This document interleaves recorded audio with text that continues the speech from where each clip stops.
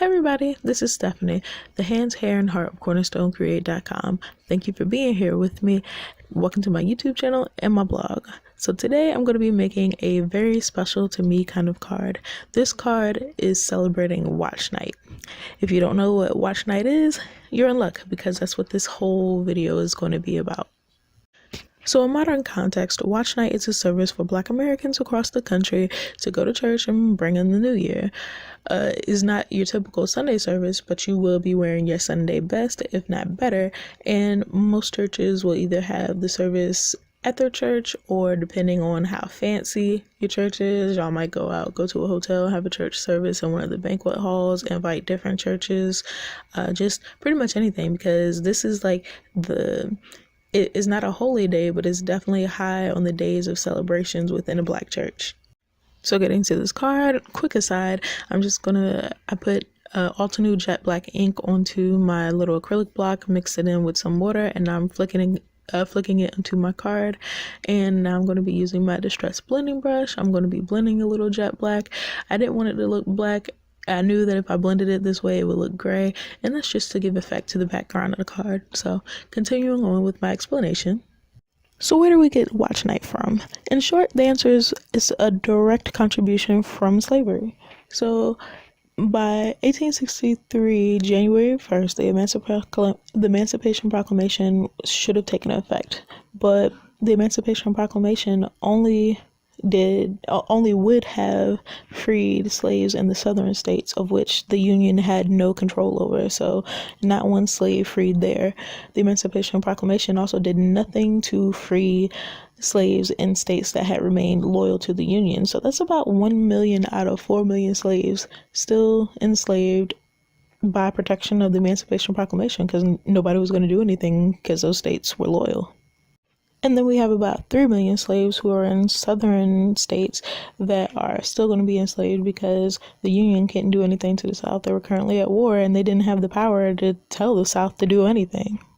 What this would do is bolster the confiscation acts that were going on at the time, which means that the Union was confiscating all property, aka slaves, that was contributing against the Union, and it would set the framework for the 13th Amendment that was coming later. So all that to say that this is where we get Watchnight from. At the time, the slaves probably wouldn't have known that legally this did nothing, because the slaves were also a group of people who were not allowed to read by law.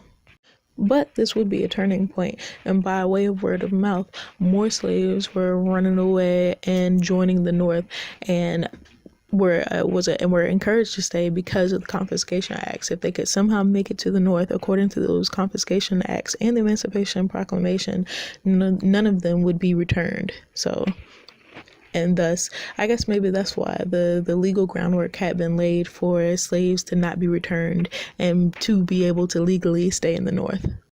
So my card today is just a representation of that celebration that's still ongoing more than 100 years later.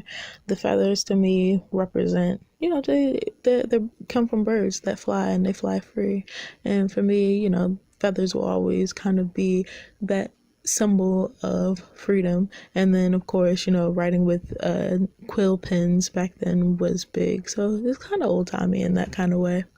If you want to read more about Watchnight, just go over to my blog. I have a link below in the description about where I wrote about Watchnight, and then there's also a link down there to the blog post about this card specifically. So let's get into it.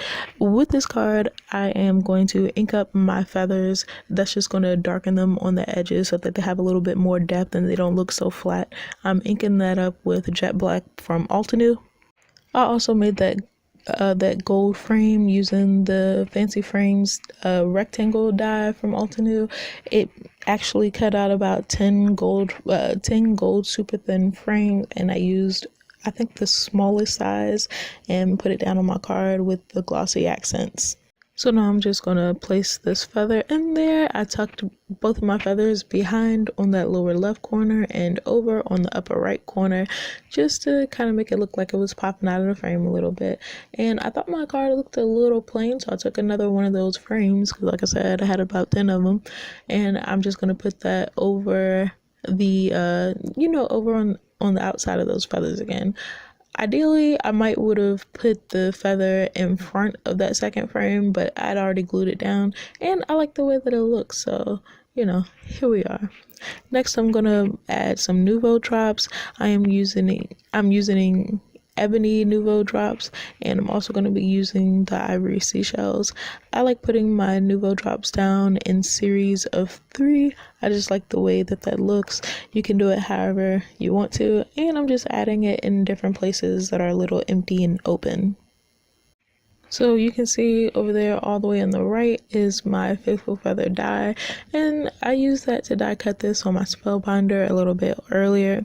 I actually made 3 of these feathers, but I messed up the stem on one of the feathers, so I was still going to use it just because not all stems have to look the same exact way, but I wound up just liking the 2 feathers better than trying to stuff all 3 of them up there. So that's where, that's why you see that 3rd feather all the way on the side, unused and lonely.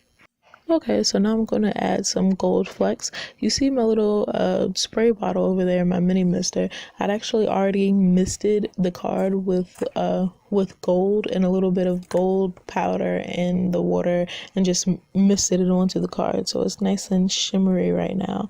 But I did want some more gold spots just to be a little bit more obvious and kind of bring in the colors a little bit. So I sprayed on my acrylic block again, mixed in a little bit more perfect pearl and gold, and you can see I'm just going to flick it onto the card, and that's going to be that.